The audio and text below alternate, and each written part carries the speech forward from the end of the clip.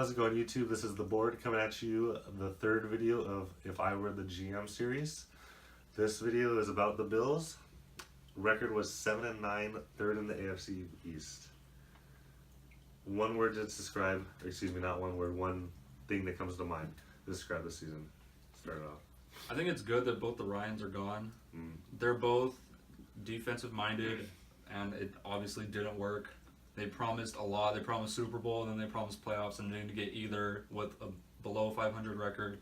And they also lost Anthony Lynn to the Chargers, but they bring in new coaches. They bring in people with different personalities. I think it's good for the organization.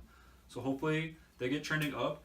I'm not saying like I'm not saying I like the Bills like as one of my favorite teams, but I can see them being good because historically they've always been like kind of there, kind of not there at the same time. So I think if they get to that point again, they can thrive. So I think you touched on Anthony Lynn, and he actually influenced the rushing game to have the most rushing yards this season, team-wise. Yeah. You know, LaShawn McCoy had a really bright year, so looking forward to next year, I think they've got a really good rushing core. But a lot of that also was, LaShawn McCoy had a great year. But team-wise, it was because of Tyrod. And with Tyrod being up in the air. Spread the field. Yeah, so that'll be weird to see. I think my thing would have to be just weird. Like, that was a team. That was honestly a good team. I think it was. Their offense was really explosive. Yeah, I mean, even they have the talent. Even with Rex Ryan being a defensive-minded coach, they led the league in team rushing. Yep. I was at the game when they were in Oakland. I went up to Oakland, and that's the first time I've ever seen a Raider game, and they were up like 38-9. Or no. I think it was like 32-9, and I was like, great. Of course, the one game I go to, the Raiders are getting killed. Then they were just manhandling the Raiders in the first half. And then they just gave up. They ran all over them, but it was a weird season. That's what I'm gonna leave it. I don't get why the Bills won't commit to Tyrod Taylor. That just he's blows my mind. If you have a good quarterback in this league, then you're gonna win some games. If you don't have a good quarterback, you're not gonna win. And that's how easy it is. A lot of times it just comes down to strictly They'd rather commit to E.J. Manuel and Cardell Jones than Tyrod Taylor. I mean, Tyrod Taylor has had injuries, but there's no stories coming out saying that he's not a good locker room guy. He's not a leader. He doesn't. Follow I feel like there has to be something like that though. Like he can't. I don't think he mixes well with management. Then if they don't like him that much. Yeah. I think they're looking at... Maybe he rubbed him the wrong way or something. I don't know. But I think they're looking at his stats, and he only had like a few games where he had more than 200 passing yards. But that's not the type of quarterback he is. He's the type of quarterback, he's a playmaker. He doesn't care if he has to hand the ball. He's more of a team guy, not a stat guy. They're a run-first offense. Yeah. They're the number one rushing offense, so you can't expect your passing offense unless it's Madden. Unless it's Madden, you can't have the number one rushing and the number one passing. This is a team. Chargers. This is a team where his biggest target was what? Robert Woods. I think Sammy was out. Charles Clay. Robert Woods. Yeah. Maybe Charles Clay. Yeah. They're not. You can't say like he's a terrible quarterback because he put up pretty good numbers especially with what he had. 2 seasons ago, he was a Pro Bowl quarterback, and people talk crap about the Pro Bowl all the time, but I mean, he still made it in. All right. I could list 10 teams right now that would rather have Tyrod Taylor than the quarterback they have right now. Yeah. And in a heartbeat, that would take him. Exactly. So there were some bright spots. Obviously, as you said earlier, the Ryans are gone. New head coach Sean McDermott.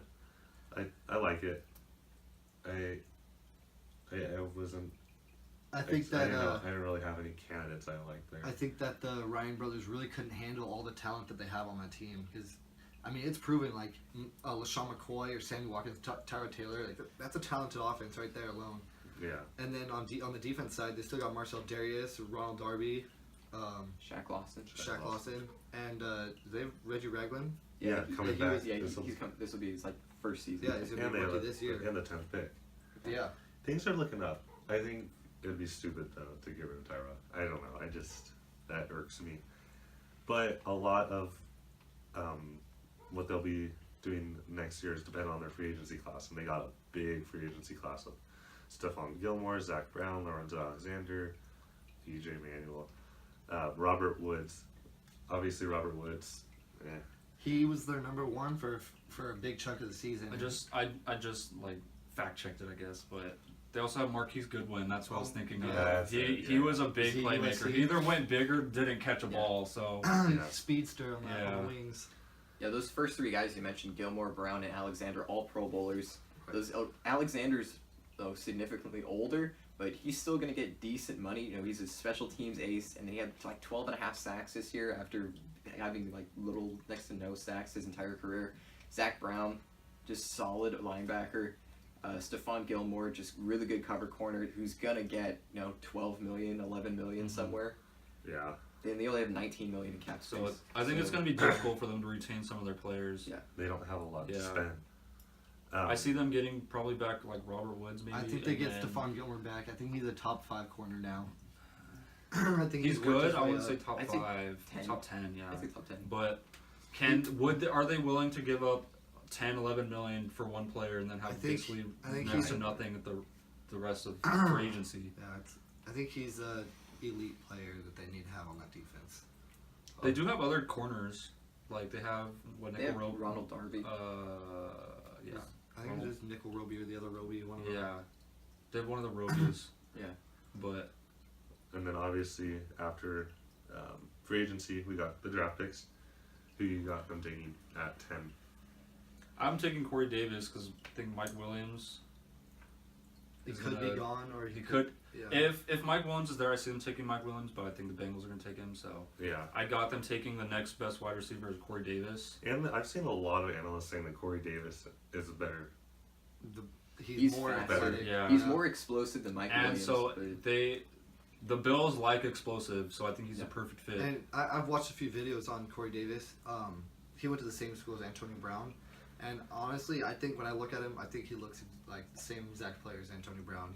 He's not as tall as teams would like, but he's very fast and he can catch ball. He's tall. Yeah. He looked pretty short when I was watching. he's 6'3". Antonio Brown's what, 5'10"? Yeah. Yeah.